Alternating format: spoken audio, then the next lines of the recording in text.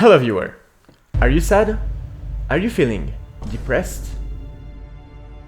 Of course I can't actually hear you, this is a video, but if you just said yes to this question, then rejoice, for I have found the cure. And I will explain in detail the complex scientific process that led me to my conclusions. But first, I'd like to specify that subtitles are available for this video, in case you have a problem with my accent, which I completely understand. I too hate being reminded that French people exist. Hi. If you are French, you have a disease. Something is wrong with you, and you need to be fixed. Now, to start this video essay, some background. In 2021, we were all shocked by how quickly the Afghan Republic fell to the Taliban, almost without a fight. The Taliban played pawn to e4, and the Republic just said GG well played, then click the resign button. In 2022, a lot of people were expecting the same thing to happen in Ukraine, but no, instead, that game of chess has reached the annoying part where all pawns are in a deadlock, and my opponent just runs the clock hoping I will resign, which I won't because I value my chess ranking more than my social life.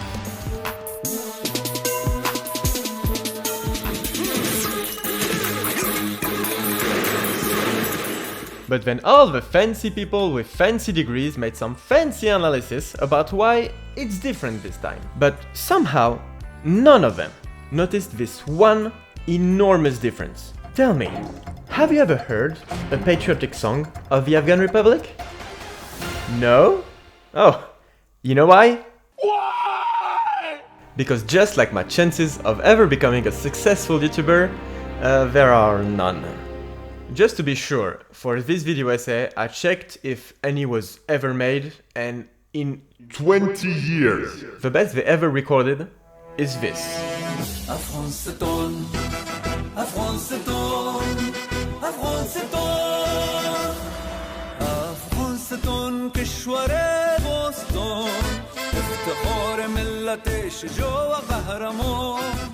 And if you think that's embarrassing, wait until you hear how similar it sounds to the Kazakhstan national anthem from Borat. Kazakhstan, Kazakhstan, you very nice place, from plains of Darashek to northern plains of Judah. Oh, I should maybe warn you, there's gonna be a lot of cringe in this video, so prepare yourself. Now on the contrary, have you heard Ukrainian patriotic songs? Because, to use a technical term, holy shit!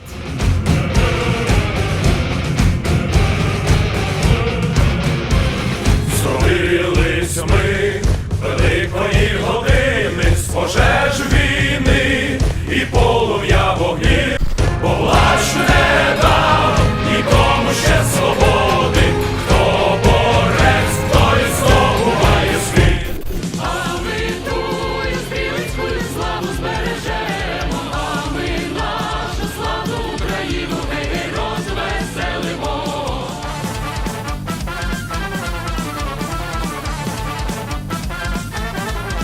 And before you think I'm just saying this for the meme, imagine, you're in a bomb shelter in Mariupol. How do you keep up morale? Солодше нам у бою умирати, ніж жити в путах, як німі раби. And so this got me thinking, if this kind of music can lift up people in literal war zones, can it maybe lift up people here, in the West, who are depressed despite living significantly better lives? Well, that's exactly the theory I want to study today.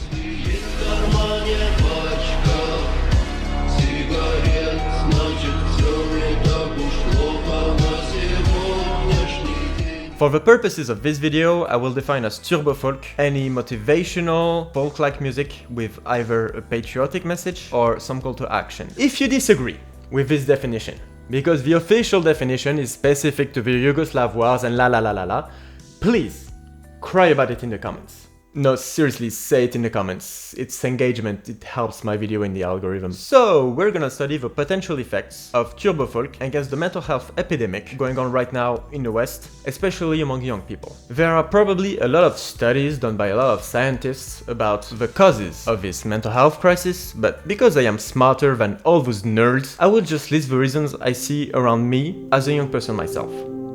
There is a feeling of hopelessness towards the future. People feel a lack of purpose. You have loneliness, lack of community, or a sense of belonging. And finally, politics. Look around you for proof. Politics just make people miserable, left or right.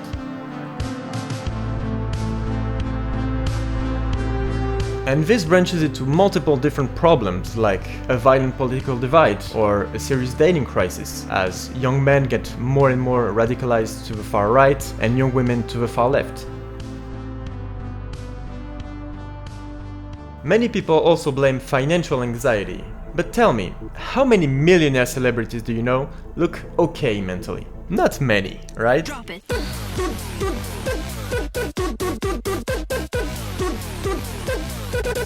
I want to show y'all what mental illness really looks like. I just did this to my car. Scratched it, keyed it up, I just bought it. All this materialistic shit don't mean shit in the world. Meanwhile, look at your grandparents. Every day to go to school, they had to splinter cell around the guards, cross 3 active war zones, win the Squid Game, solve a deadly riddle, hold the extraction point on super hell dive difficulty. Watch one video by Mr. Beast. Hi, I'm Mr. Beast. Do you like miners? Want to rent one for the night? Follow the damn train, then win a game of Blitz against Hikaru Nakamura. You can also trade and take, and if takes, I take, if takes, queen e2. And look at them, they were the happiest motherfuckers you've ever seen. So no, I do not believe wealth to be a real factor. Haters may say that my list is a ripoff from Maslow's hierarchy of needs, but truth be told, I had completely forgotten that was a thing until well after I wrote this part of the script. Anyway, in this very serious and very scientific video essay, we're gonna analyze TurboFolk from the following places. There should be timestamps on the track if you only want to hear about specific countries, but trust me, you're gonna want to stick around for all chapters. You're gonna learn some spicy things. We will study the effects of TurboFolk in each of those cultures, learn from examples of what to do and what not to do, and see how we could adapt this in the West. And on top of solving the mental health crisis, you're welcome by the way, this video will also solve a few bonus problems. Are you ready?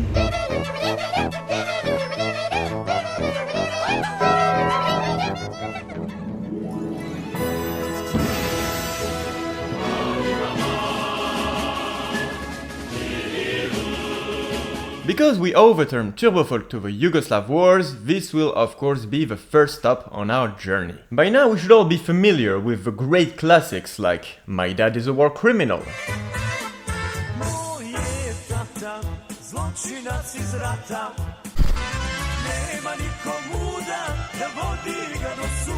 Artilleria,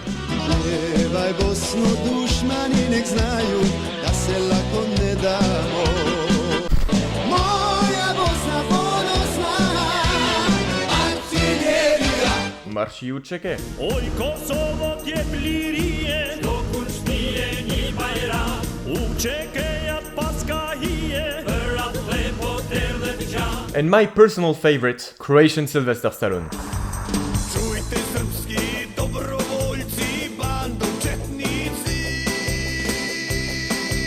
nećete u čavoglave dok smo živi mi, nećete u čavoglave, niste ni prije.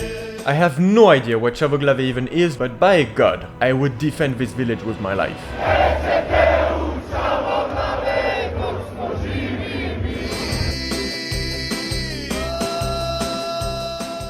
There is something very interesting when you read the comments. For example, here are the comments you usually find on Bosnian TurboFolk. I am Serbian, but this song makes me proud as fuck to be Bosnian. I'm Colombian, this song make me feel proud to be Bosnian. As a Japanese, I'm proud to be Bosnian. I'm proud to be Bosnian. And the same thing with Albanian TurboFolk. Albanian in my heart from Mexico. As a Russian, I am Albanian listening to this. Fucking hell, I wish I was Albanian. So that got me thinking, if just one song can make someone proud of a country they have no relation to, don't you think they can do the same for their own country? This would check off one factor in our mental health list. Just one for now. Taking pride in one's country, region or minority group is one obvious example of how people can have a sense of belonging. Ex-Yugoslav songs are very good at focusing on this. They had been one single country for decades, and now, just like Jaden Smith realizing his dad is cringe, they had to forge and reinforce their own separate identity. This is why you will notice very clearly lines like this.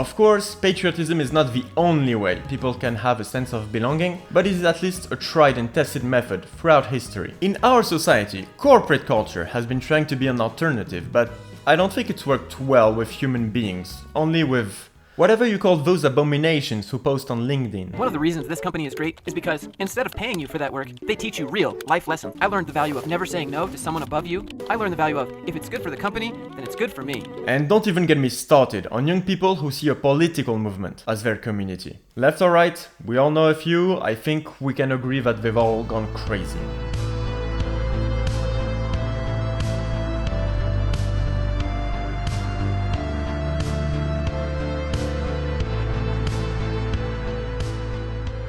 To get back to the point, you might be saying, those songs were made for their context. If we made war songs in the West, in peacetime, that would be cringe. And to that I say, yes, that would be cringe. In times of war, you need to address the second level of Maslow's hierarchy of needs, safety. TURBOFOLK makes your in-group feel strong, and therefore makes you feel safer. But for us, living in peacetime, we don't give a shit about this, do we? Some people have made the argument that societies need external threats to survive. This is treated in this video from a Czech YouTuber I really like. I genuinely recommend it. But with all due respect, I think it's wrong. It's not that a society has an external threat and therefore reinforces itself. It's that a society has an external threat, so they make TURBOFOLK, and that is what reinforces it. Very common mistake in academia, that's because societies who fail to make TURBOFOLK die, and so we kinda have a survivorship bias situation. That being said, even though we're not at war, I do believe that our society is still in danger. We're all losing our culture to the soullessness of either corporations, modernity, or here in Europe, just American culture. And by American culture, I don't mean the cool parts like guns, cowboys, guns, Sharknado movies, guns, having more than a few pennies left after taxes, guns, the Second Amendment, guns. Oh, and did I mention guns? I always forget to mention I like guns.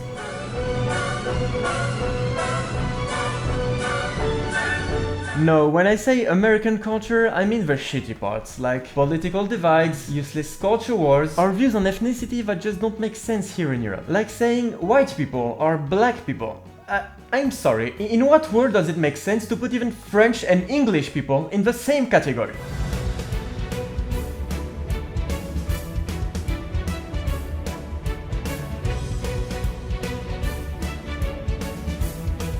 Or we were just talking about how in Yugoslavia, one language, one ethnicity, and they still had a war to not be put in the same box. Same in Africa. Even within the borders that we drew for them, they cannot stand each other. Ungrateful bastards. Wait, who wrote this?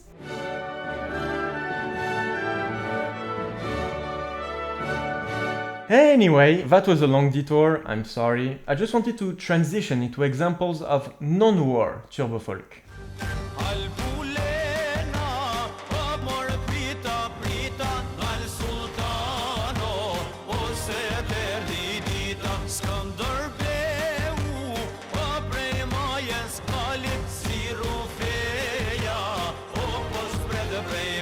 This is an Albanian song to celebrate their history, and also to insult the Turks. TURBOFOLK to celebrate your history still ticks the box for helping with your sense of identity without being in wartime. I think this is something we could very easily implement in the West. And in this song specifically, we're also starting to touch on one of the other boxes, the sense of purpose. In this case, the purpose is hating Turks. A good purpose in life, if you ask me. I'd just like to circle back to Bojna Czavoglave very quickly, because that song has inspired Ukrainian remakes.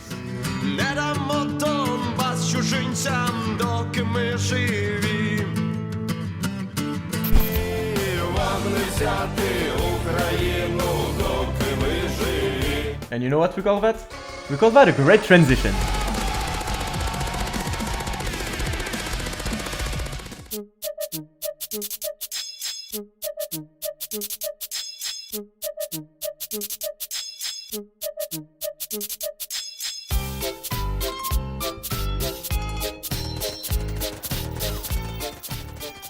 The Russian invasions in 2014 and 2022 have triggered a great renewal in Ukrainian TURBOFOLK. And for all of them, a good proof that they work is the incredible strength Ukrainians have shown in resisting Russia. As we've seen quickly in the intro, the two most popular are O you luzi czerwona kalina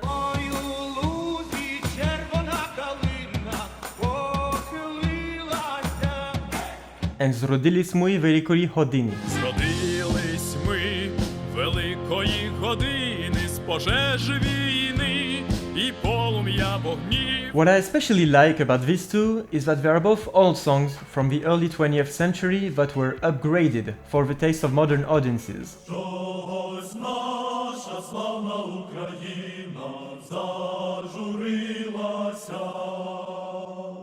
а ми тою червону калину підіймемо. Легко нас від по втраті України кормив наш гнів і злість на ворогів. This is great, and something we could easily produce in the West. We've gotten too much in the mentality that everything to do with our ancestors has been boring, uncool, but not to sound like annoying old conservatives, but they clearly had some things figured out better than us.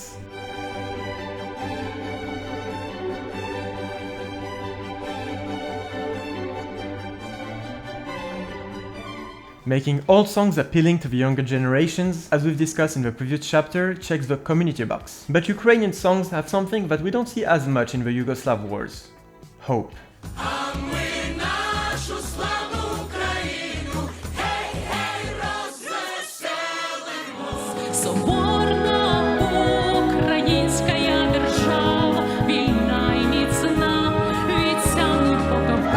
When those songs were written, the fate of Ukraine was much darker, but these songs still gave people hope.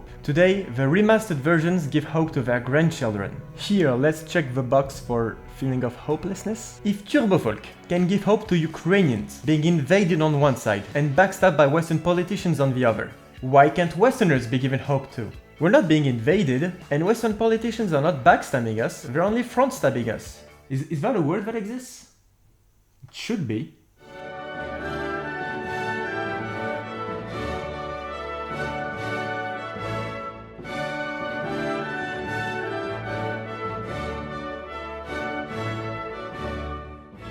To wrap up on Ukraine, I will also mention their non-war turbofolk.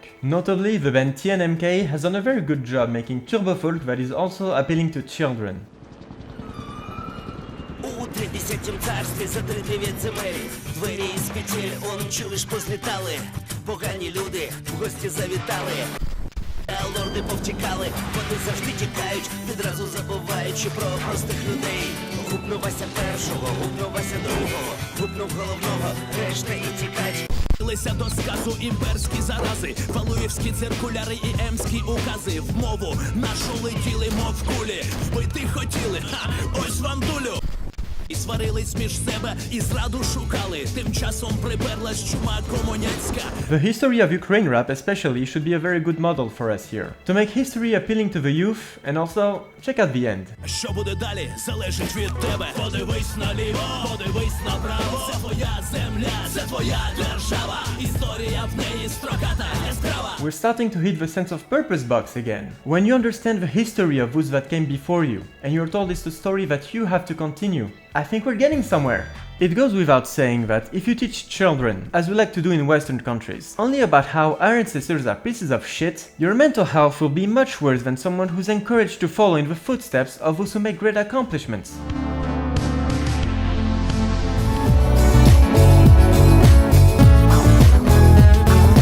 But now, let's switch over to a country who should actually be ashamed of their history.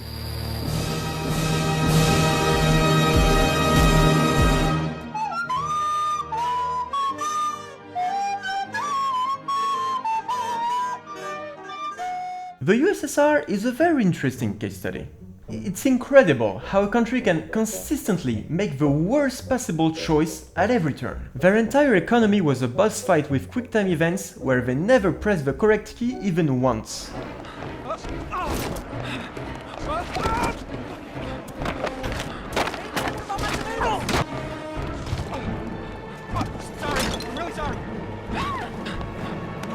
It's when you try the evil playthrough in a choose-your-own-adventure video game. You know, as a joke. It's Metal Gear Solid 5 where you speedrun Demon Snake. It's actually impressive. And yet, that abomination of a country still managed to push back the largest invasion in human history and survive for 69 years. Nice. So how do you think they did that? That's right, TurboFolk. But not just any turbofolk. The best goddamn turbofolk anyone had ever seen before.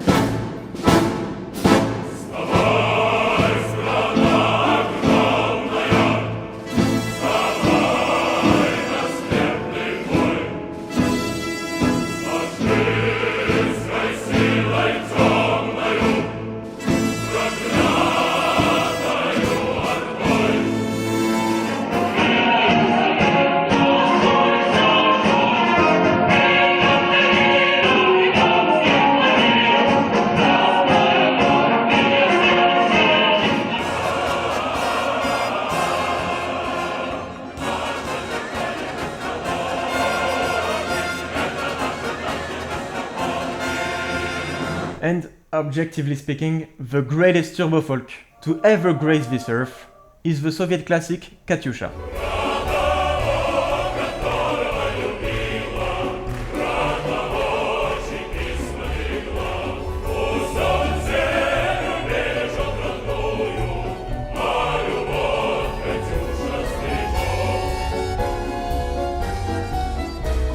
It's a simple song about a girl, Katyusha, singing as she awaits her boyfriend, who's on the front line. Very relatable for basically everyone in the absolute shit show that we call the 20th century. They were so proud of this song that they even named an artillery system after it. And then they did a remake of a song about the artillery system. Наша русская Катюша, немчуре поет за упокой. Про того, которого лупила, про того, чьи кости разнесла. And it is probably the most translated song in history.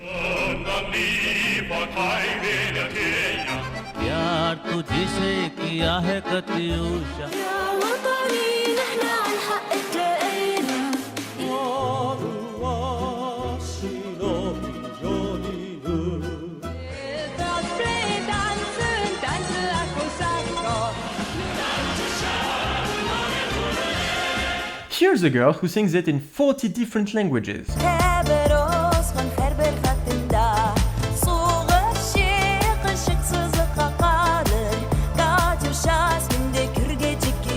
Half of those are languages you've never even heard of, like French. Some countries translated Katyusha directly, some others, like Italy, made their own versions.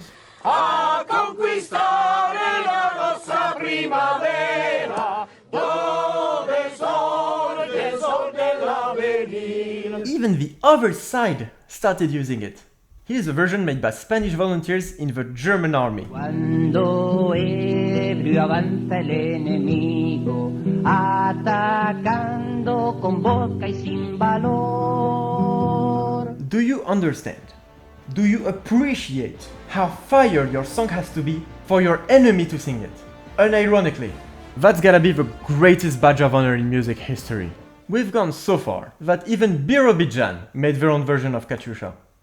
Yes, Azerbaijan. You know, the Jewish Autonomous Oblast in Russia, where the Jewish population is precisely zero, from when Stalin thought Jews would prefer moving to bumfuck nowhere Siberia instead of Israel. What? I don't understand. Alright, god damn, just go away. Go away! My god!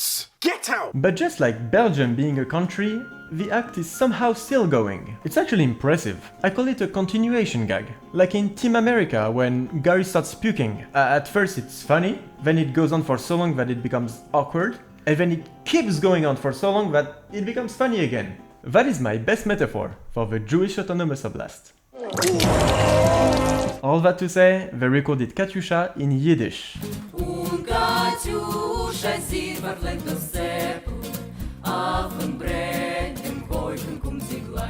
I appreciate any attempt to keep the Yiddish language alive, but my grandfather is a native speaker and he didn't understand any word of it. Their pronunciation is completely off, and by the middle of the song they just give up and switch back to Russian.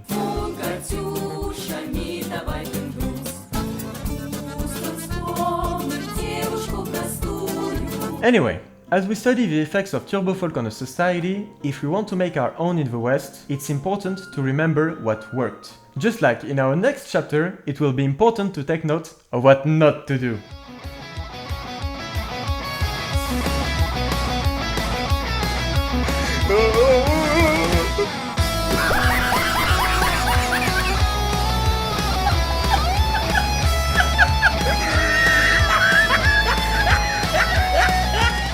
The decline of Russia from its Soviet days can absolutely be felt with just the turbofolk. During the Chechen Wars, Russian turbofolk became this. Опять девчонки, я шлю горячий большой привет.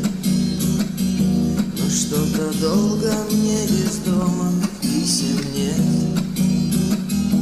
А если спросят, о чем пишу я, ну что ж соври. Ты только маме, что я воюю, не говори. Вот мой дембель, а вот приехал я домой. Здравствуй, мама. Я вернулся, я живой, посмотрел я своей матери в глаза, постарела же она. While on the other side, they had this absolute banger.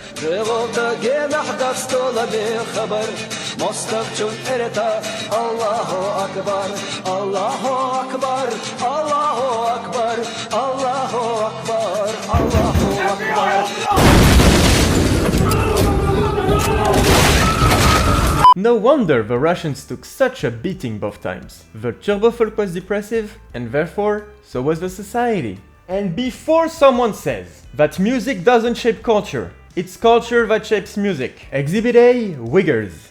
No, not the ones from the Chinese camps. I mean the white niggers. Wiggle, wiggle, wiggle. Wiggle, wiggle, wiggle. I stand by my ethnic slur. Did they create rap?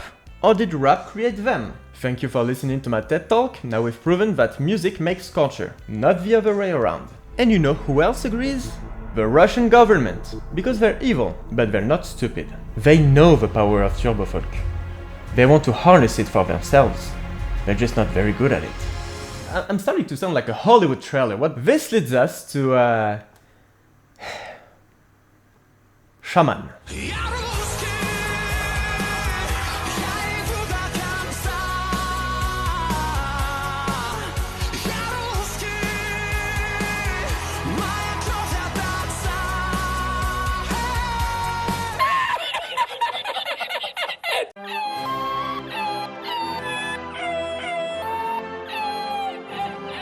I'm not gonna talk too much about it because I know it's been made fun of to death on YouTube, like all the imagery being suspiciously close to the Ukrainian flag, or that we're not even sure if he's doing it on purpose as resistance, or if he's just that incredibly stupid. Not great signs that your turbofolk will inspire generations. But here's one interesting thing.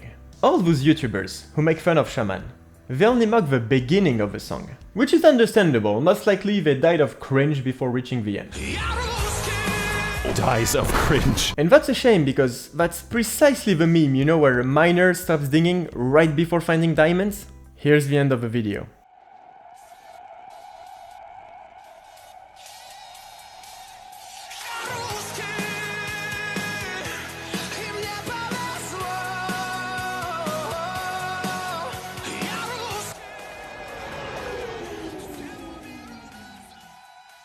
I swear to God, that is the actual, official end of the video.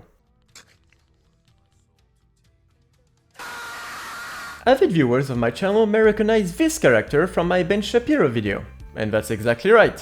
I feel uniquely able to talk about this, because I know exactly how they did that part. There's this website I use called Mixamo with a small amount of character models, but a lot of animations. I use this in my movies whenever I need an animation too difficult to do myself.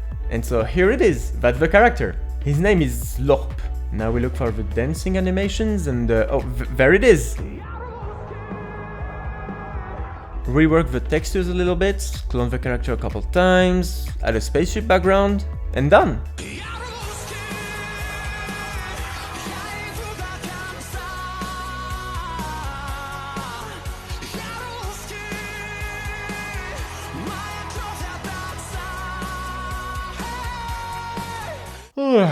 Very easy.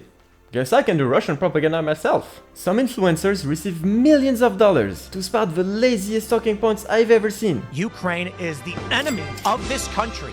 Ukraine is our enemy. We should rescind all funding and financing, pull out all military support, and we should apologize to Russia. Hey, Putin, if you're watching this, you can give the money to me instead. I've abandoned all my morals the moment I had to pay rent. Do you have any idea how expensive that is in France? But please, be honest in the comments. Who did it better? Me or the Kremlin? Cause I'm playing it cool for the script, but you guys realize how crazy that is? I never studied animation. I just learned by playing around with the software for my dumb YouTube videos. And now this is the level I've reached. Easily one of the proudest moments in my YouTube career.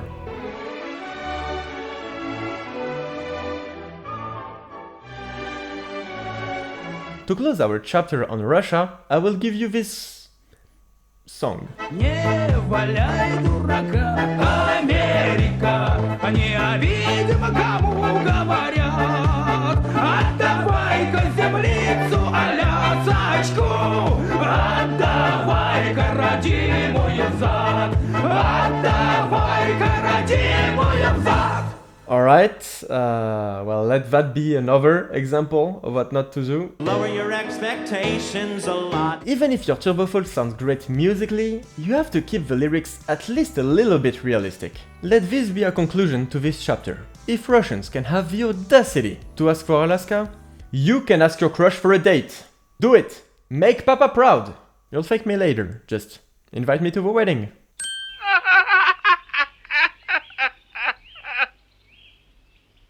And now for something completely different. Now this looks like a job for me, so everybody just follow me, cause we need a little controversy. But you guys are getting paid?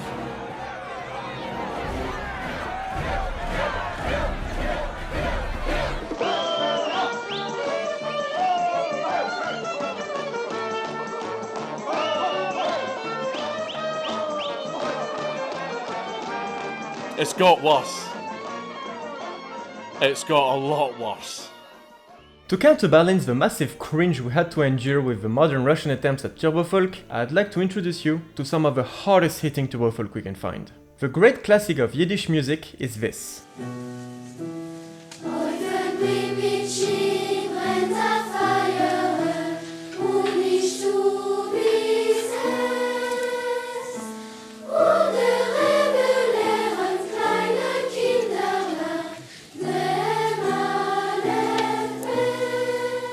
It's a song about teaching the Hebrew alphabet to children. It's a very beautiful song. Until the last verses where it gets real dark. Als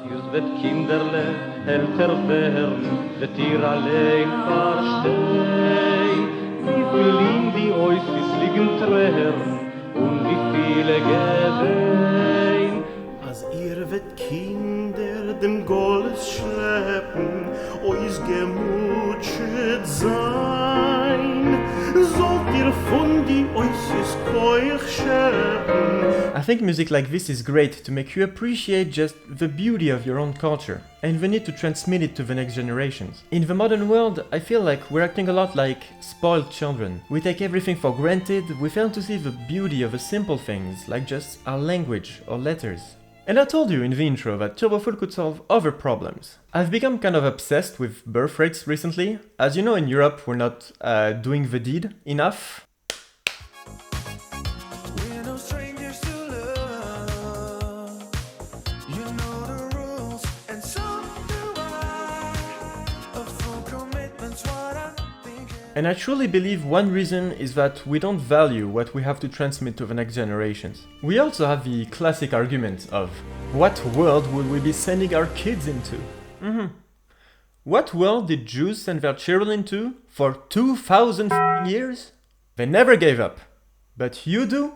If you've seen my animated film Jewish Mother, the movie, you're familiar with my grandmother. You might as well have met her, she was really like this.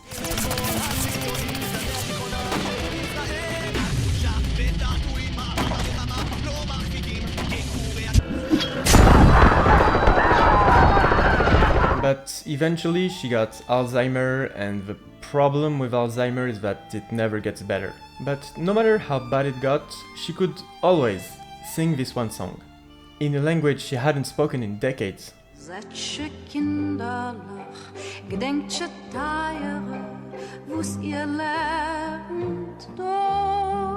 I know I'm supposed to be this meme comedy channel, and don't worry, we'll get back to it in a minute. But this makes you realize there really is something to this type of music. So, another fascinating part of Yiddish TURBOFOLK is World War II partisan music. Sag nicht keinmal, als du gehst dem letzten Weg. Gott schimmeln Bleien, verstellen blaue Tag. Kommen wetten noch unser ausgebänkte Schoß. Wird die Morgensung beginnen unserem Heim. Und der Nächten will verschwinden mit dem Feind. Das hat der Volk zwischen fallen die Gewinn. Das Lied gesungen mit ner Gannes in die Hand. Gezielt, geschossen und getroffen, hat ihr kleiniger Pistol. An Auto, a Fulline kennen mit der Waffen, verhalten hat sie mit ein Keul. This last one describes the true story of a girl destroying a German weapons convoy. It's not gonna win the war by itself, but it's something. Remember our last chapter about keeping things realistic? Gemutigt von Kleinigen mit Sochen, vor unser neuem freien Dorf. What I found most astonishing about both songs is the hope expressed throughout. And once again, we have to put ourselves in perspective. These people had hope. What excuse do we have, as a society, to feel hopeless? An interesting fact I found while researching this, the woman described in the last song, Still die Nacht, her name is Witka Kemptner and she actually survived the war. She moved to Israel and became a clinical psychologist. Yes, she was some people's therapist. Those poor bastards! Imagine, this is your therapist. What, I'm gonna talk about how sad I am, my daddy issues, how I can afford a house, to this woman? This woman who hid in the forest for 4 years in Lithuania to fight the Nazis. That's another reason I think we need to make more TURBOFOLK about history. It really puts the problems of our lives in perspective. And on that note, we'll move to the country with possibly the highest TURBOFOLK per capita.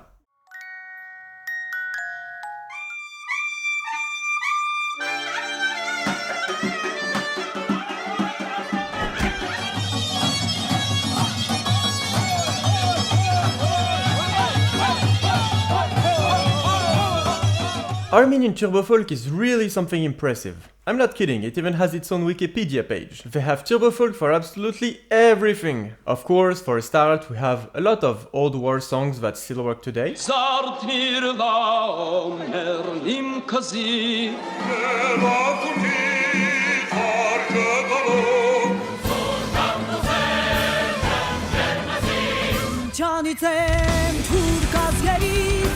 Mam jan çılgız, şaçımedazız, geriven genum ahbere suye.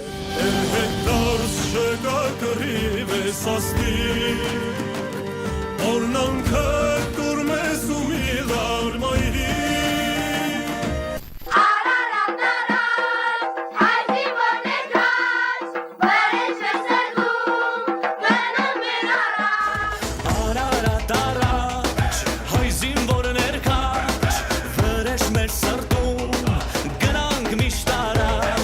I just think that when you start doing a dance remix, maybe we've gone a bit too far.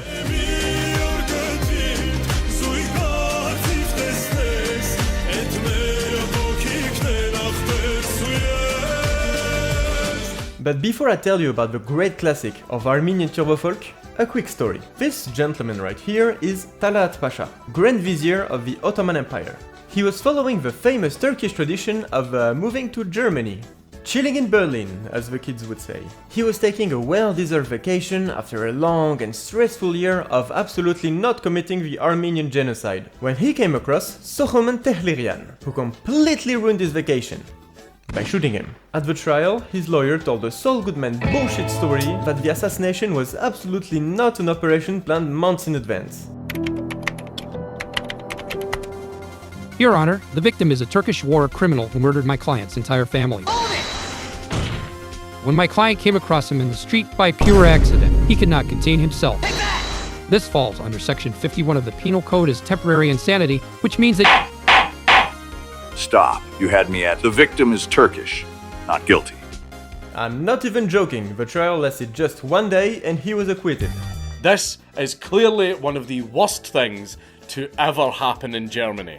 And it is to remember this story that Armenians sing the song Ginilits, which means pour the wine.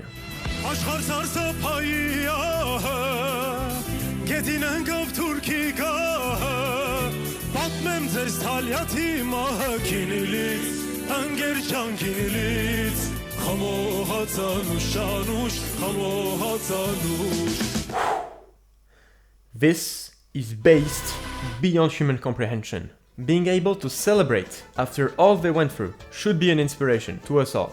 I'll detail the mental health aspect later, I just want to cover some other songs first. For example, a song to celebrate your history, that's great. But you know what I've never seen another country do?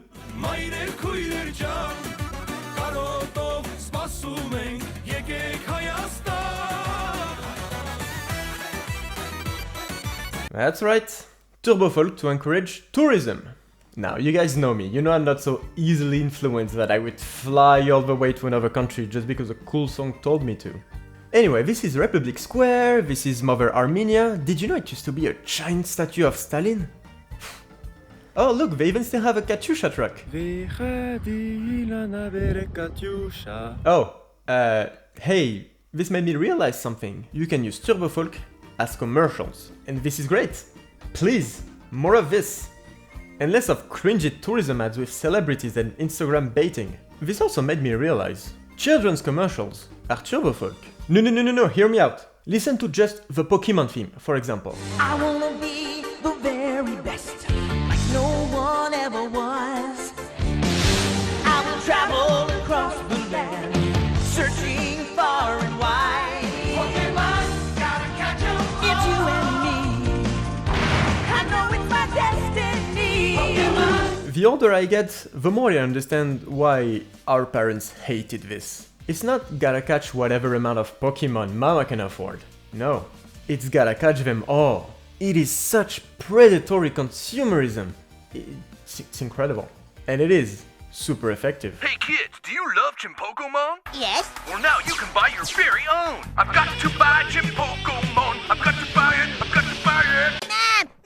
And now we finally get to talk about my favorite TURBOFOLK, not just in Armenia but anywhere in the world. Yahushta.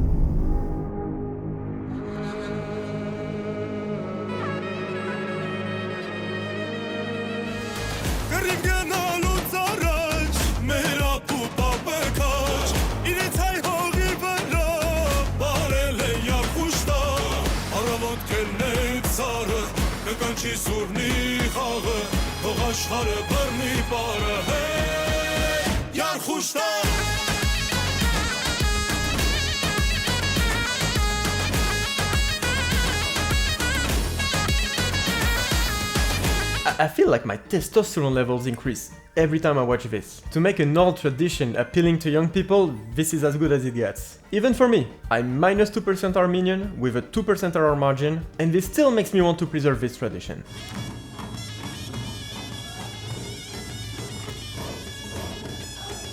And finally we get to the mental health part. Yes, I know it's supposed to be the main topic of the video, you'll notice I get carried away very easily. I asked an Armenian friend to make sure I got everything right in this next part. Armenian TURBOFOLK is especially great at tackling loneliness, in every aspect. You want to dance Yahushta, you have to be with your bros. It's also normal to sing those songs in public, and people join you.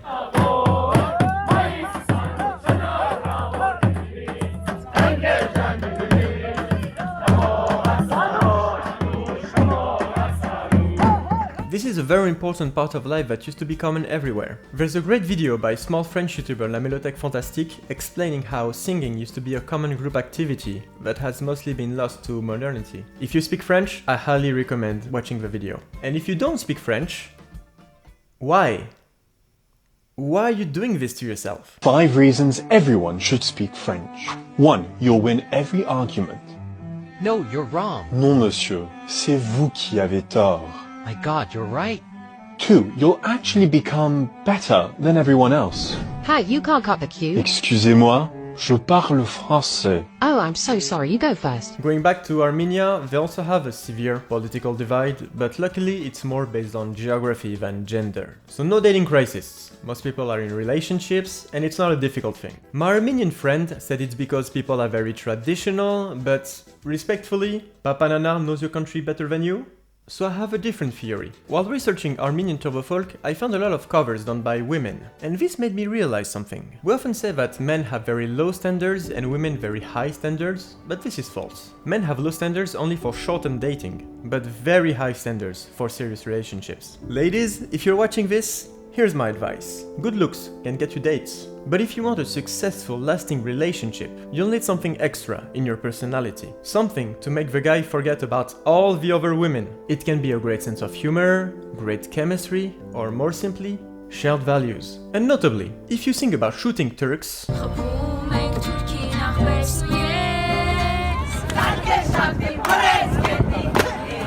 ooh, you will conquer any man. Between this and women who sing Taylor Swift, no contest. So ladies, if you want a good boyfriend, just say something racist. Do it! Free yourself from the shackles of society. Say the N-word! Then I saw her face. Now I'm a believer. I believe this is one of the main reasons we have a dating crisis here. Have you ever spoken to a white woman? Personally, I'm of the opinion that all penetration under patriarchy is rape, and so... Look familiar? Scenes like these are happening all over the galaxy right now. You could be next. That is, unless you make the most important decision of your life. Avoid white women.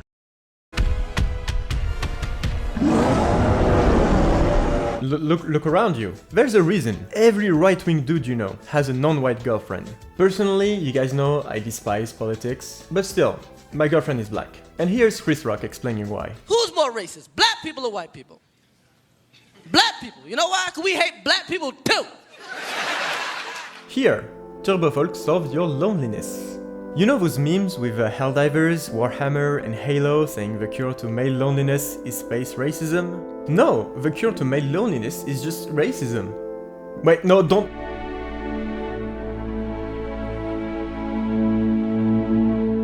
Speaking of male problems, another thing you might have noticed if you're chronically online is the frankly disgusting emergence of alpha male influencers. 25 years ago, Fight Club predicted that, as men feel emasculated by modernity, we would face a backlash of men trying to find their masculinity through violence and rejecting materialism. Advertising has us chasing cars and clothes, working jobs we hate so we can buy shit we don't need. Things you own end up owning you. Instead, what we got are some of the most materialistic pussies you've ever seen. Go look at your paycheck. It's not at least 100 grand a month. You got work to do. Oh wow, you bought another car? So impressive. You know that one car is enough, right?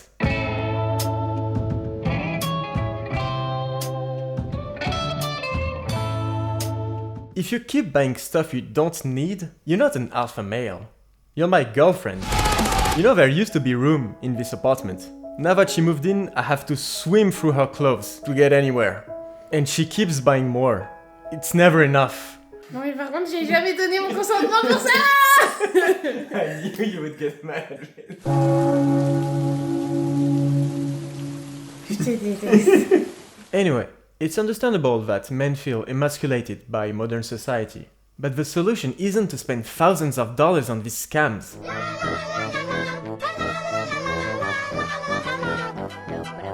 Is to have healthy male role models like this, motivating you to go climb the mountain with your bros.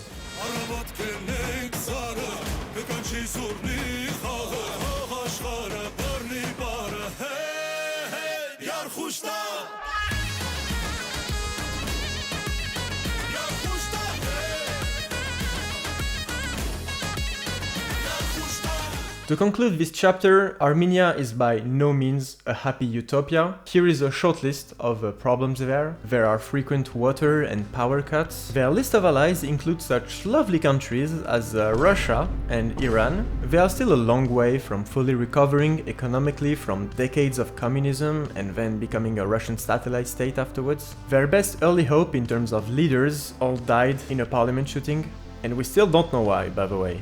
They're an extremely old culture, but their heritage has been so thoroughly destroyed by both the Ottomans and the Soviets that there's almost nothing left. The oldest Christian country in the world, and their main cathedral looks like this. No, it's not that your PlayStation 2 hasn't finished rendering the background textures yet, it actually looks like this. And icing on the cake, they just lost 2 wars. Being happy felt almost illegal between 2020 and 2024, as they lost territory, thousands of young men, and got a massive refugee crisis. It's impressive that these people are still holding up. In the West, I think we'd be talking about societal collapse over much, much less.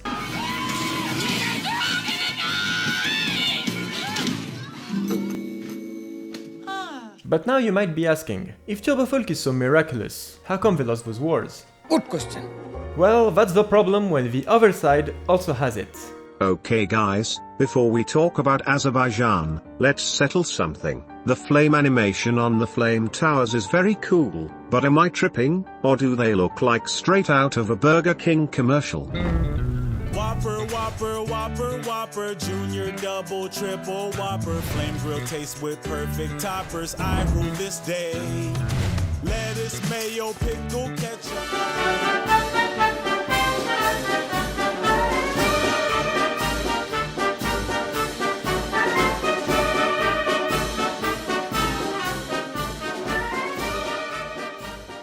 So let us hear some of that Azerbaijani TurboFolk.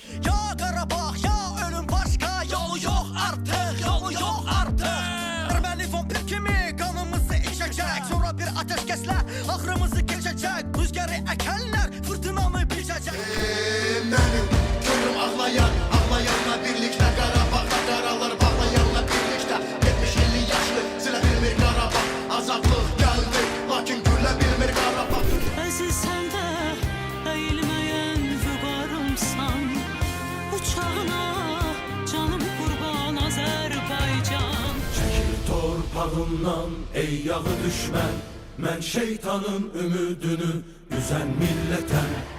Dünyanın üstümə qaldırdın yetər, dünyanın dərdinə dözən millətəm. As you can see, Azerbaijani TurboFolk is also very catchy, but one main difference you'll notice is that they clearly don't have the same budget for the music videos. And I think this reflects well one major difference between Armenia and Azerbaijan. Yerevan is the poster boy for dystopian comedy blocks, but everyone there has a luxury sports car. Meanwhile, Baku is like a clean version of Paris, but everyone is out here driving the Saul Goodman mobile. The only way that entire car is worth $500 is if there's a $300 hooker sitting in it. It's incredible. And that's felt in the TurboFolk as well, because when the government does it, all of a sudden, production looks much higher.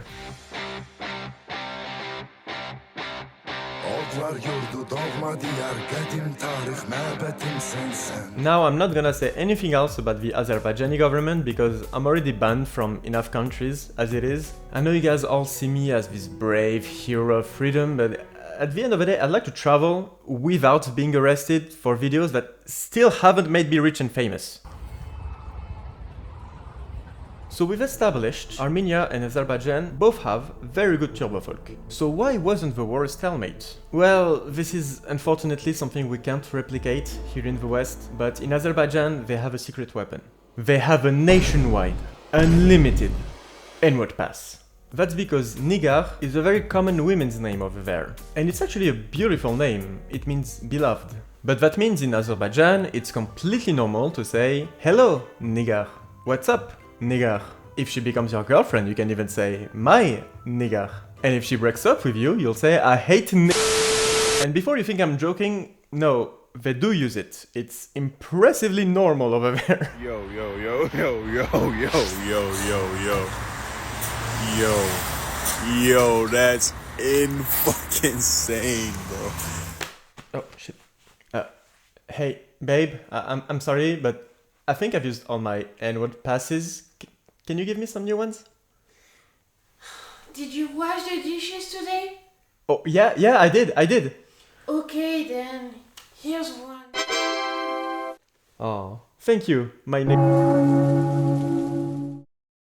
Another difference between Azerbaijan and Western countries is that they don't have a bad political divide. For the very simple reason that it's illegal. My goodness, what an idea. Why didn't I think of that? With all the violent debates we're having over here, maybe we don't appreciate enough that we can have them in the first place. Some might say it won't stay legal here for too long.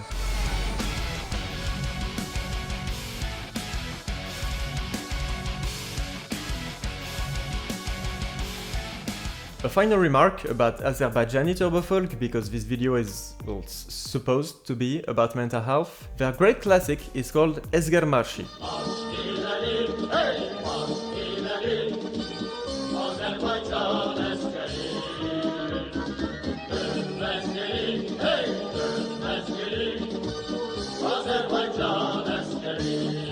And it has this one line that goes hard.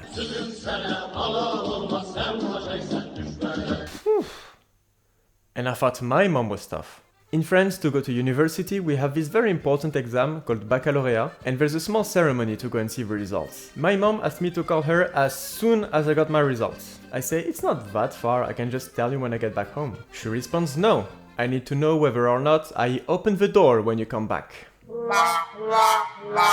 Now that's a lot of damage! Well, I could go and see a therapist to talk about my mom issues, you know, like a pussy. But instead, I listen to Azerbaijani TurboFolk, and I appreciate that at least I don't have an Azerbaijani mother.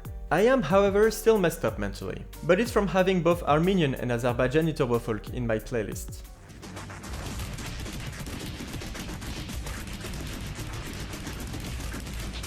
So I actually did an experiment for this video.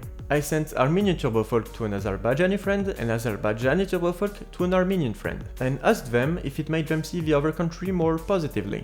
Because I don't know if you know this, but they really don't like each other. Like, at all. It's not just something between the governments. So I wanted to know if good TurboFolk could solve wars. What if the solution to racism is racism?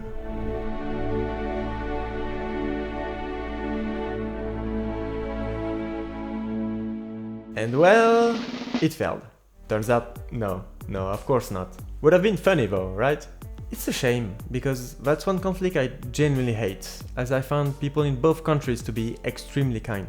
And before you think I'm the kind of person who says that about everyone, everywhere, here's my opinion of Spanish people. I am Adolf Hitler, command of the Third Reich. I told you long ago on the road, I got what they waiting for. Don't run from nothing, dog. Get your soul, just tell them I lay low. You was never really rooting for me anyways. When I'm back up at the top, I wanna hear you say, you don't run from nothing, dog. Get your soul, just tell them that the break is over. Need a get this album done. Need a couple number ones. Need a plaque on every song. Need me like one with Nicki now. Tell a rap killer don't see her. I'm a pop singer like Bieber. I don't fuck bitches, I'm queer. But these bitches I'm a deal. Hey, all I do it. I ain't fall if I just ain't release my new shit. I blew up, now everybody trying to sue me. If you're Spanish watching this, I'm sorry. I'm sorry that you're Spanish.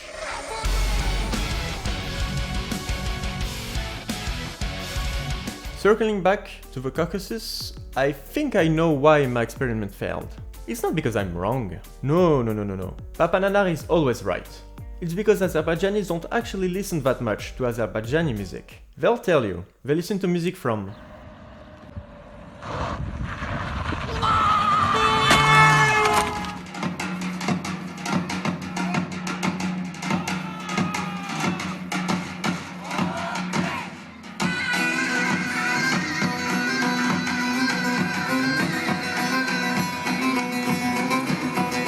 Turkey is a very interesting case study. You might think you know everything about Turkey from the levels that take place there in the Doom video games, but there is more. To prove their commitment to becoming a Western country, they decided to also have a violent political divide. This divide is between secular and religious people, Atatürkçü and Muhafazakar. But there is one key difference from political divisions in the West. Most of my audience is from America, so we'll use that country as an example. In young people terms, America is super Earth, but one side supports the bugs, one side supports the bots, and they both have the chutzpah to call the other traitors. It's a surprisingly close contest for who can openly betray the country harder. And of course this applies to most other Western countries as well. In France, for example, we have it much worse. But in Turkey, it's the opposite. Both sides constantly try to one-up each other for who can be the most obnoxiously hyper-nationalist.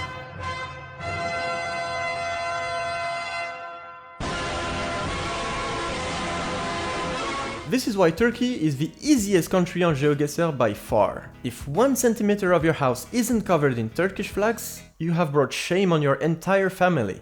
Oh wow, I sure wonder what country this is. Wait, what do you mean this is in Germany? And I have a theory about this. It's that both sides of a Turkish political divide have their own TURBOFOLK. You have Kemalist TURBOFOLK and Ottoman TURBOFOLK. Both of them, and you know I hate to admit it, are absolutely epic.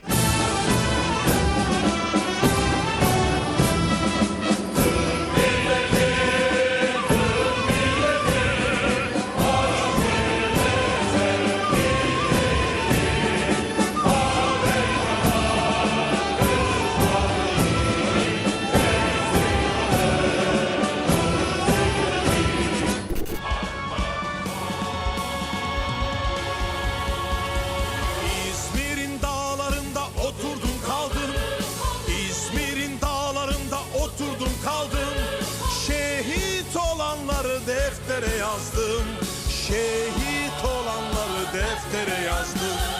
Öksüz yavruları bağrıma bastım.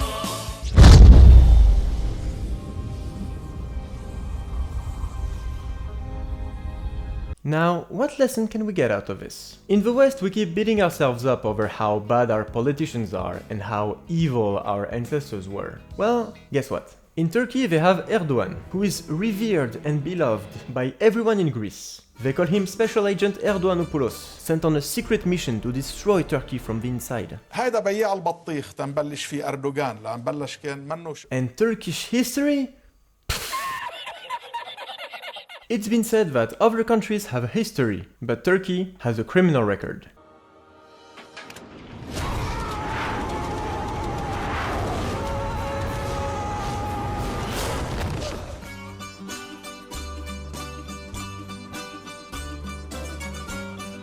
If Turks can look themselves in the mirror, you can too, wherever you're from. All jokes aside, you shouldn't destroy your own mental health, your self-worth, just because of your politicians or history. Be you. Be you. Be proud of you, because you can do what we want to do. Hey guys, I forgot to write a transition, so just pretend this is a clever way to get to the next chapter.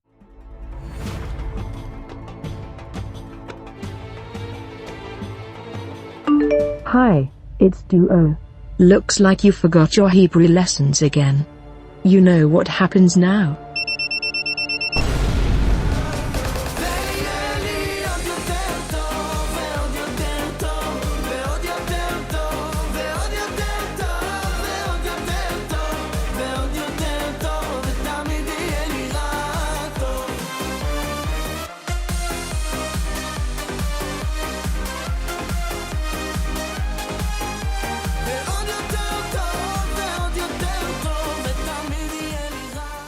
Now there's a country where we have a lot to learn. Highest birth rate among developed countries, and consistently ranks among the world's happiest countries, despite a lot going against it. First, obviously, being in the only region that can make Poland and Armenia appreciate their neighborhood in comparison.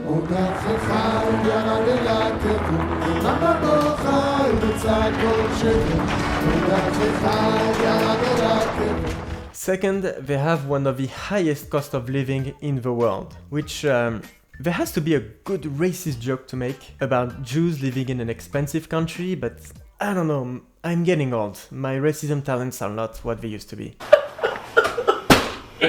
No!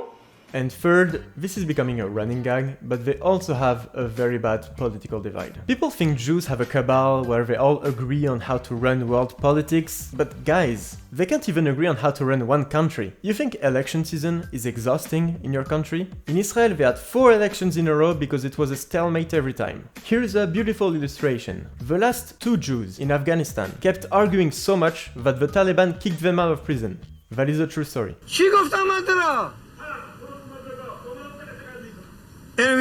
Now imagine this on the scale of an entire country. Not gonna lie, those are incredible insults. I'm stealing them.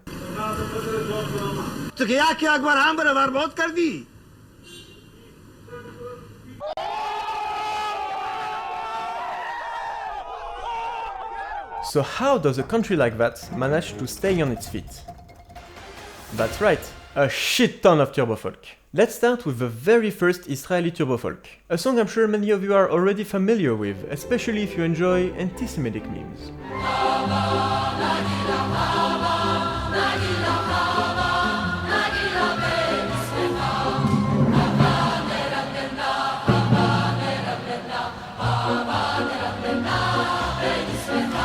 Now I know you might be asking, how is this turbofolk? It's just a song about celebrating. Well, my friend, that's because you don't know what the song is celebrating. It celebrates the Turkish defeat in World War I. Yes, another song just to insult Turkey. You know, just like English people are responsible for the most independence days in the world, Turkish people have to understand they're responsible for the most turbofolk. I almost feel bad. And I'm not even covering Kurdish turbofolk, I'm sure there's a lot going on there. But it's precisely music like Hava Nagila, written decades before independence, that helped to revive the Hebrew language and create a unified culture out of people coming back from centuries of exile in extremely different countries. Woo! What's up with it, motherfucker? What's up, baby?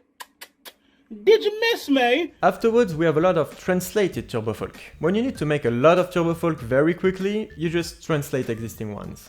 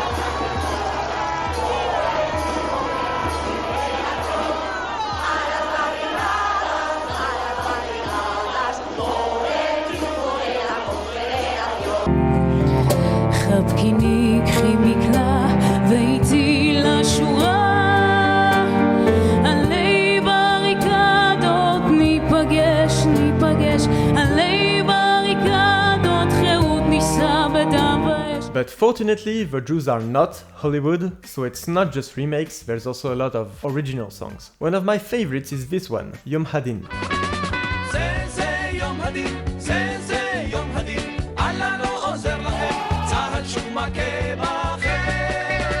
Now let's see the modern stuff. Like Armenia and Ukraine, I appreciate that they're remaking old songs for modern audiences. ובין הפגזה להפצצה יש זמן לנוח. ואתמול היה אפילו פנאי להתקלח. גולני שלי היא מלחמת שחרור, גולני שלי היא אותו הסיפור של כל עם ישראל השבים ועולים למולי. גולני And of course, after the jihadist invasion in 2023, a lot of musicians mobilized to make some new turbofolk and keep up everyone's spirit. The most popular one, to my surprise and also massive disappointment, is this song called Harbu Darbu. חבורת עכברים פאקרים יוצאים מהמחילה עושים אבו להיות טמבולים וואלה מילה לא תהיה מחילה בשביל אמא ואבא כל החבר'ה שלי בחזית אחת לסבתא וסבא אוספים שמות על הפגזים חבו שנה פעילה עליכם גשם כך בוט כל קלפית שום כל מי שתכנן, כל מי שתמך, כל מי שביצע, כל מי שרצח כל קלפית שום. I think this must genuinely be the world's first Gen Z turbofolk. And look, I'm not gonna pretend that I understand Gen Z, but hey, if it works for them, then fine, I guess. You remember my video about a new Vietnam War where Gen Z soldiers would go into battle playing Gucci Gang? I remember the first time I heard their helicopters coming into our lands. I can still hear Gucci Gang blasting from their speakers.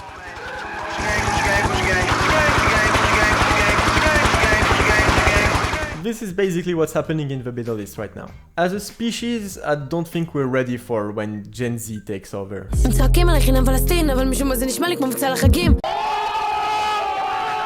The second most popular turbofolk of the current war is something much more normal for us normal people, by which I of course mean non-Gen Z people.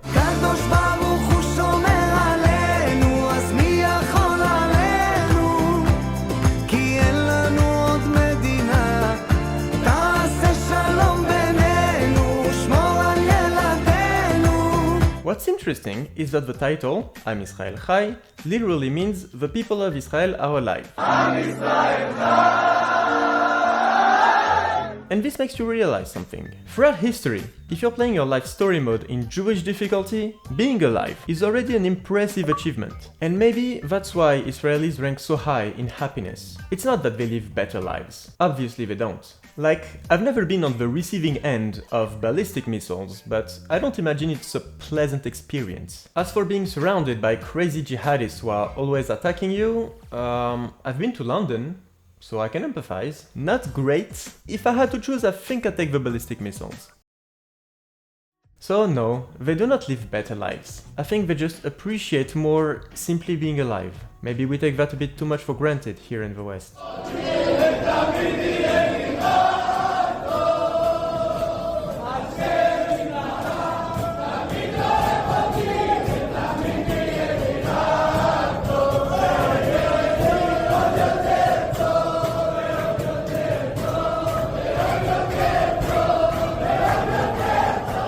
But finally, I want to talk about my personal favorite.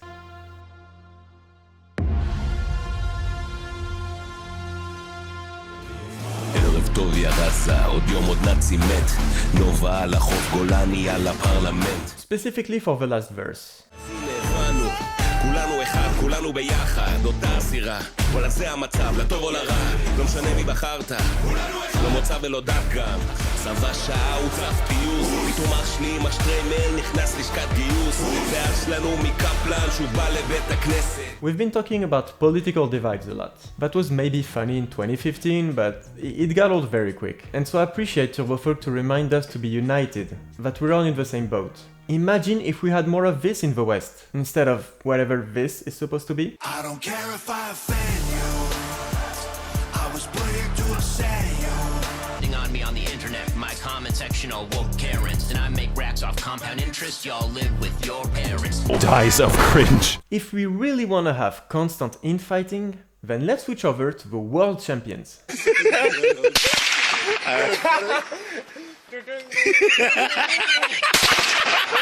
I walk into an airplane like Roman Salah. This will be bumpy ride. Put your seatbelt on.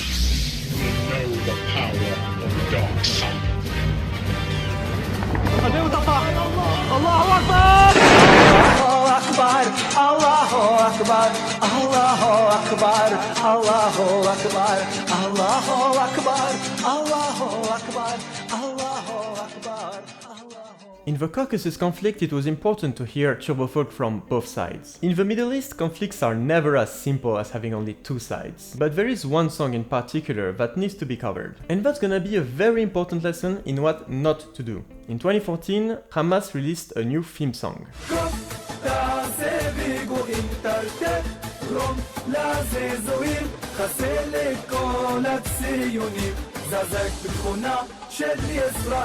Now you might be saying, wait, why is this in the what not to do category? That song is very catchy. And that's right, I agree.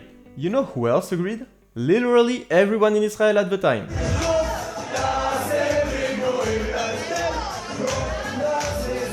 Oh, did I forget to mention? The song is in Hebrew. In hilariously broken Hebrew. It became an instant meme.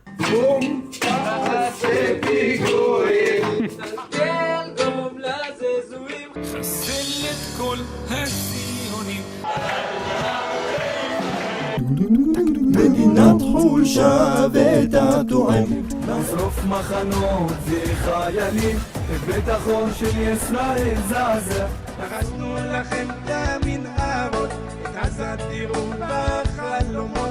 Look at this, they even made a karaoke version. that's gonna be our lesson for today. Never, ever make a song in your enemy's language. The target audience should always be your own people. Dope rhymes are not enough to scare the other side. Another great lesson in what not to do comes from the greatest leader in the universe, according to Russian bot farms. الشعب السوري بالساحات للمجد بيرفع رايات عم يهتف بثلاث كلمات الله وسوريا وبشار. A lot of people seem to really like this song, and I genuinely don't understand. Like, have you seen the lyrics? I'm not homophobic, but this song is so fucking gay. You are a man singing about another man in one of the most anti-gay countries on the planet. What do you think is gonna happen? Oh, your regime fell in just 2 weeks. Do you see how surprised, how shocked I am? A man can only endure so much cringe, so let's just go to the next chapter. People ask us why we have so many guns. I just tell them, what the fuck is a kilometer? America, fuck yeah, coming again to save the motherfucking day. Yeah. America, fuck yeah, freedom is the only. America is a very, very curious case. It's the only country to practice what I call anti-turbofolk. Of course, in their history, they've had some serious turbofolk. Very good ones at that. When Johnny comes marching home again, hoorah, hoorah, the people are going to gather round from near and far. The men will cheer and the boys will shout, and all the ladies will all turn out, and we'll all feel gay when Johnny comes marching home.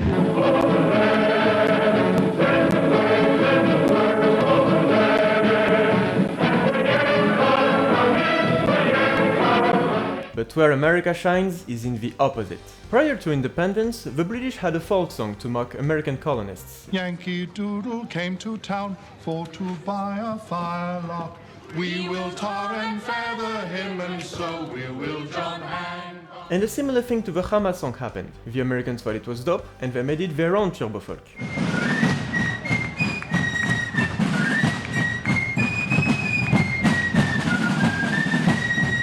For another example, during the Civil War, the Confederates had a de facto national anthem. I wish I was in the land of cotton, old time there are not forgotten. Look away, look away, look away, Dixieland. And for this one, I'll read straight from Wikipedia. The song was a favorite of President Abraham Lincoln, who had it played at some of his political rallies and at the announcement of General Robert E. Lee's surrender. Once again, the Northerners thought it was dope, so they made their own version. Oh, way down south in the land of traders, rattlesnakes and alligators. Right away, come away, right away, come away. You can't throw anything at the Americans, they'll just love it more than you do. That's talent right there. And another example of a lesson I taught you earlier. Never, ever make a song in your enemy's language. And if you speak the same language as your enemy, well, tough shit. Don't start shit. You speak the same language, you can literally talk it out. Instead, focus your hatred on foreigners who don't speak the same language. Wait, no!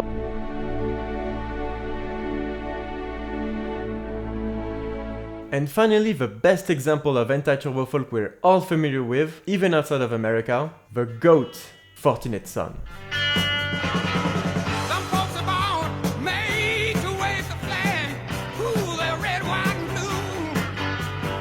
It is so universally agreed upon that this is the official theme song of the Vietnam War that we tend to forget it's supposed to be an anti-war song. Just like this is supposed to be a mental health video. Damn it! But that's precisely the strength of American anti-turbofolk, going into war while playing anti-war songs. Yes, of course. We go to war and protest going to war at the same time. And that's an incredible safeguard from criticism. You can call my turbofolk cringe if I'm singing it ironically. Genius! As I was researching America for this video, I of course researched country music. Well, I'll talk about maybe obvious common knowledge to my mostly American audience, but over here, nobody knows shit about country music. It's one of the very few American cultural products that is not forced down everyone else's throats. And so I discovered this song. Have a drink with me, raise your glasses for toast to a little bit of chicken fried and cold beer on a Friday night. A pair of jeans that fit just right, and the radio. It's a song about fried chicken, and about halfway through, it just randomly talks about freedom and the stars and stripes. For the stars and stripes, may freedom forever fly. Let it ring. Fuck yeah! This is the America from the stereotypes. This is the America we used to know and love. Where the hell did this America go? Policemen swear to God, not sleeping from the guns. I know my friends and I would probably turn and run. If you get out of bed, come find us heading for the bridge. Bring a stone, all the rage, my little dark age. One moment, it was the most jingoist, chauvinist, freedom-loving, hamburger-eating giga chat. Then I blinked, and now nobody eats fried chicken anymore. You either eat disgusting vegan tofu, or you eat borscht. What happened?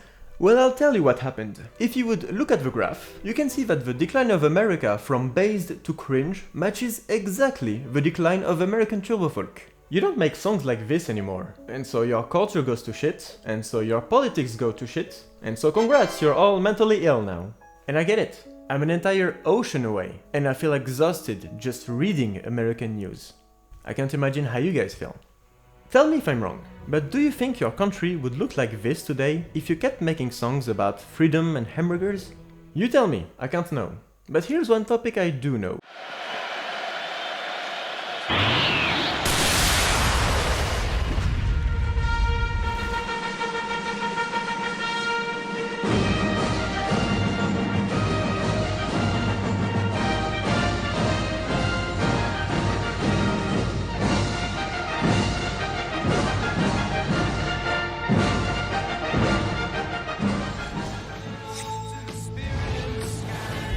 Welcome to heaven, motherfuckers.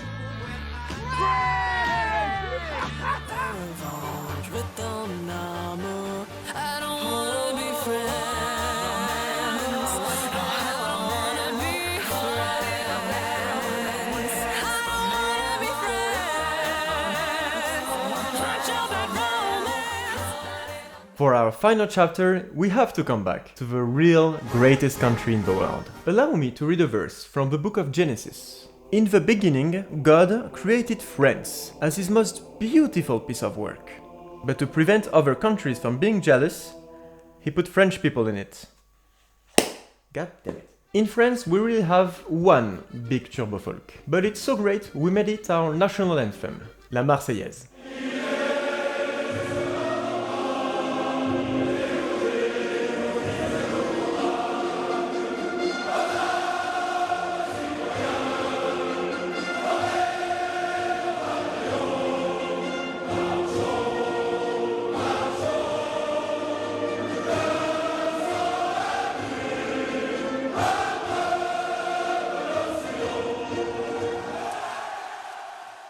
And it really is a banger.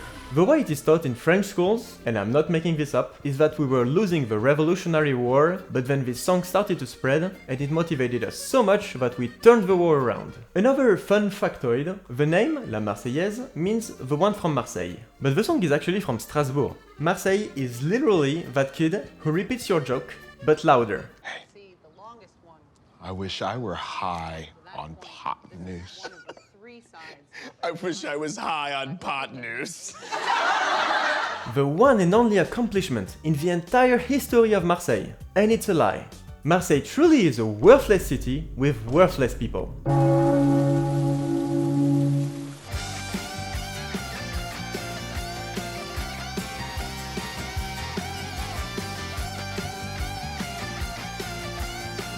Speaking of Marseille, I've recently become kind of obsessed with the YouTuber Mohamed Eni, a super fan of the Marseille football team. This is gonna sound irrelevant to the subject at hand, but I promise it will make sense in a minute. Just bear with me here. Mohamed Eni makes debriefing videos after every game, and every time Marseille loses, he gets so angry that he destroys his TV. And let's just say, Marseille is not known for winning a lot.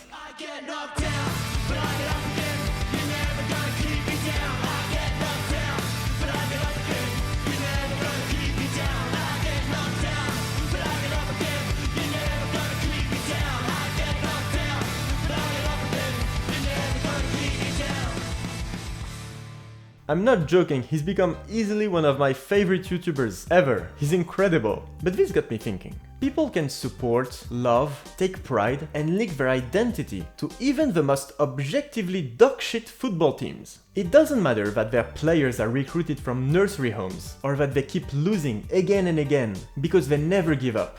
They always get back up and try again. And they never apologize for who they are. First of all, that's a great personal lesson. Maybe you're mentally unwell because you keep beating yourself up over your problems, your flaws, you're bad at this, you're bad at that. But remember this, you will never be as bad as Marseille. If they don't give up, neither should you.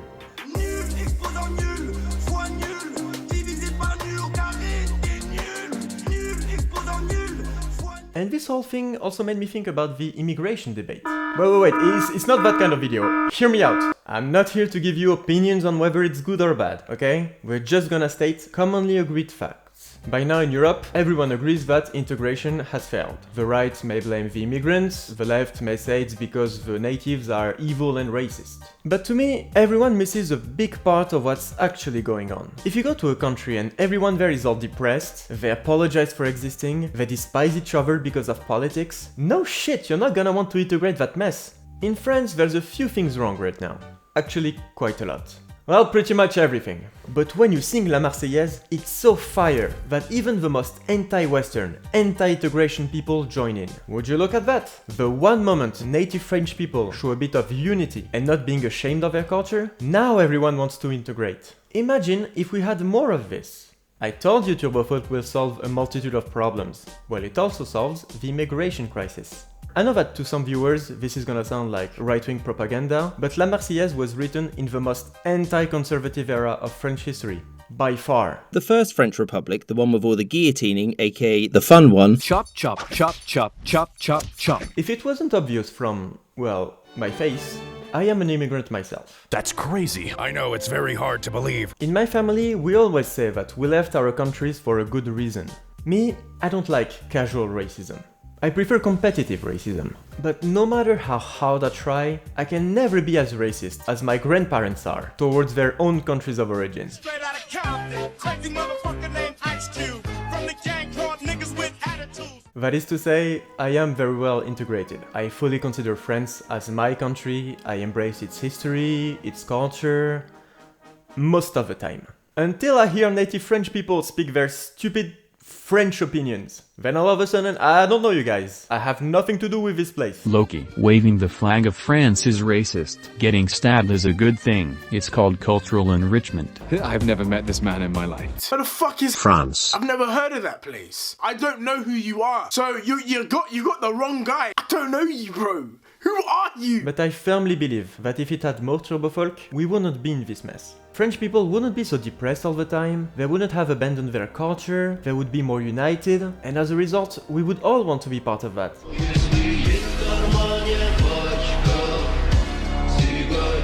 Now, before we conclude, I want to address some potential counter-arguments I might receive. I pitched this video to some friends of mine who are politically quite left-wing, which is perfectly fine, you know? Nobody's perfect. But they said it could be dangerous, because TurboFolk is also a tool that fascism uses. As we've seen previously in the video, it's also a tool that communism uses. And I have yet to hear any non-superficial difference between fascism and communism. But we know neither of them is ready to hear that. So my answer to this criticism is this. Do you know why it's used by extremists? It's because it works. Now, do we really want to give extremists the monopoly on something so effective? The way to defeat fascism is not to recreate the Weimar Republic. That's what we've been trying in the West. And now we're all surprised that it's become okay to do the gamer salute. Alexa, insert 1,000,000 Pikachu surprise face and bottom text. Hi.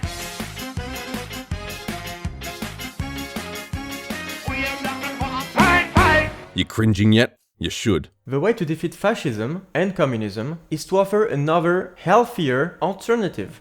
Don't let them come first with cool music and then blame everything on some random scapegoat like the Jews. Be the one that has the cooler music and then point the finger at who is actually to blame for everything. The Turks.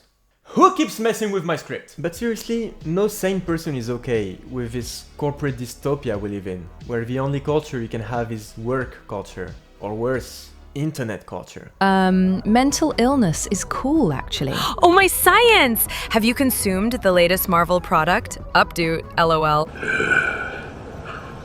Don't ask questions, just consume product and then get excited for next product. When the paid-for influencers come in and say the way to fix this is to hate women, hate your own country, hate the Jews, and to suck Kremlin and Qatari balls, yes, it's stupid. But as long as they're the only ones offering anything, of course their numbers are going to keep rising.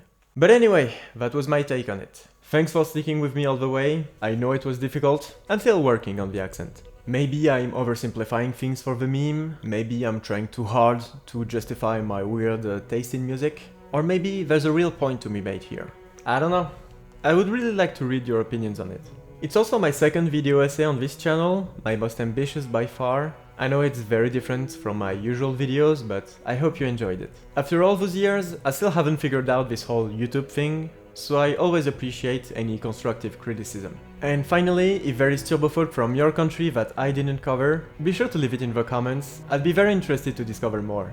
As long as it's not Bella Ciao. I hate this song and I hate the series that made it popular even more. It's apparently not enough of an insult against God that they're Spanish, they also had to insult the rest of us with one of the worst series ever made, with perhaps the highest rate of plot holes per minute. Anyway, merci beaucoup, learn to speak French, et au revoir.